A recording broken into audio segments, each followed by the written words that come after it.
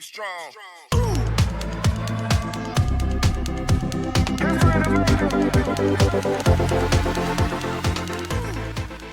Welcome back to crazy life. இன்றைக்கி நம்ம பார்க்க போகிறது பெப்பர் சிக்கன். அதுக்கு தேவையான பொருட்கள்லாம் நான் மென்ஷன் பண்ணியிருக்கேன். கடாய் நல்லா ஹீட் ஆனதும் அதில் மிளகு, சோம்பு, சீரகம், ஒரே ஒரு பிரியாணி இலை போட்டு நான் நல்லா அதை ஃப்ரை பண்ணி அதை எடுத்து மிக்ஸி ஜாரில் போட்டு வச்சுக்கிறேன். அது ஆறுனதுக்கப்புறம் பொடி பண்ணிக்கணும். அதுக்கப்புறம் கடாயில் நல்லெண்ணெய் எடுத்து நல்லெண்ணெய் ஊற்றி தான் நான் இப்போ இந்த சிக்கன் பண்ண போகிறேன். ஸோ நல்லெண்ணெய் ஊற்றிட்டு நல்லெண்ணெயில் கொஞ்சம் சோம்பு, 2 கிராம்பு, ஒரு துண்டு பட்டை இலை, இது மட்டும் போட்டு நான் தாளிச்சுக்க போகிறேன்.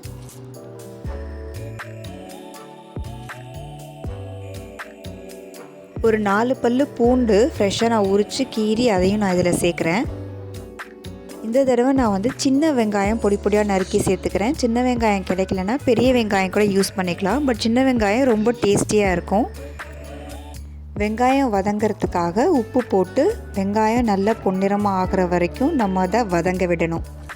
பெப்பர் சிக்கன் ஒன்றும் புதுசு இல்லை, நிறைய யூடியூப் சேனல்ஸில் பண்ணியிருப்பாங்க. பட் இது ரொம்ப பேசிக்காக பேச்சுலர்ஸ் கூட செய்கிற மாதிரி ரொம்ப சிம்பிளான இன்க்ரீடியன்ட்ஸ் வச்சு தான் ஒரு 30 to 40 மினிட்ஸில் நம்ம ஈஸியாக இது பண்ணி முடிச்சிடலாம். ஸோ அதுதான் நான் இப்போ காட்டணும் அப்படின்றது நினச்சேன். இஞ்சி பூண்டு விழுது அரைச்சி வச்சுருந்தேன். அந்த விழுதையும் இதில் ஆட் பண்ணிக்கிறேன். 1 ஸ்பூன் விழுது, இஞ்சி பூண்டு அரைச்ச விழுது ஆட் பண்ணிக்கிறேன். இஞ்சி பூண்டு விழுதை சேர்த்ததும் நல்ல வாசனை வரும். அந்த பச்சை வாசனை போய் நல்ல ஒரு வாசனை வர வரைக்கும், பச்சை வாசனை போகிற வரைக்கும் நம்ம அதை வதக்கிட்டு அதுக்கப்புறம் நம்ம அரைச்சி வச்சுருந்த பொடியை இதில் சேர்த்துக்கணும். அதையும் சேர்த்து நல்லா கிளறணும். அந்த இஞ்சி பூண்டு பச்சை வாசனை கம்ப்ளீட்டாக போகணும்.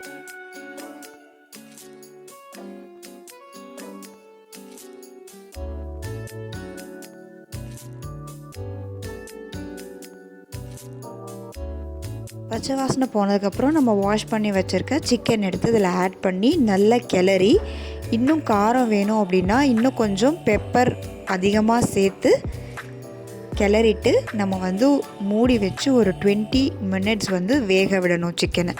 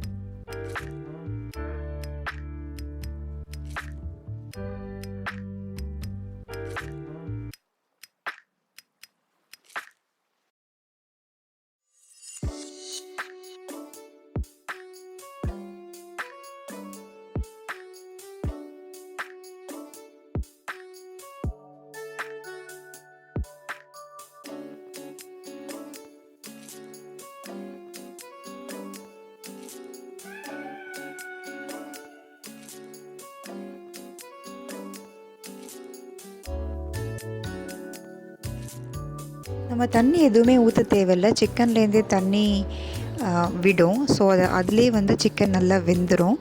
ஸோ நமக்கு கிரேவி கன்சிஸ்டன்சிக்கு வேணும் அப்படின்னா இன்னும் கொஞ்சம் தண்ணி ஆட் பண்ணிக்கலாம். அப்படி இல்லை நல்ல சுக்காவாக வேணும் அப்படின்னா அந்த தண்ணிலாம் நல்லா வற்றி ட்ரை ஆகிற வரைக்கும் நம்ம அடுப்புலேயே வச்சுருக்கலாம். அப்படி இல்லை நம்ம சப்பாத்தி, பூரி அந்த மாதிரி கூட சேர்த்து சாப்பிட்றோம் அப்படின்னா ஒரு மாதிரி போரிங் கன்சிஸ்டன்சியில் நம்ம ஆஃப் பண்ணிக்கலாம். ஸோ ஷவர்மா, பரோட்டா மாதிரி பண்ணி, சப்பாத்தி மாதிரி பண்ணி இது உள்ளே வச்சு ஸ்டஃபிங் பண்ணி கொடுத்தா குழந்தைங்க கூட சாப்பிடுவாங்க. ஸோ பெப்பரோட காரம் ரொம்ப நல்லது. கோல்டு அந்த மாதிரிலாம் இருந்ததுன்னா இந்த மாதிரி காரமாக பெப்பர் சிக்கன் பண்ணி சாப்பிட்டோம் அப்படின்னா ரொம்ப சீக்கிரமாகவே கோல்டுலேருந்து ரிலீஃப் கிடச்சிரும்.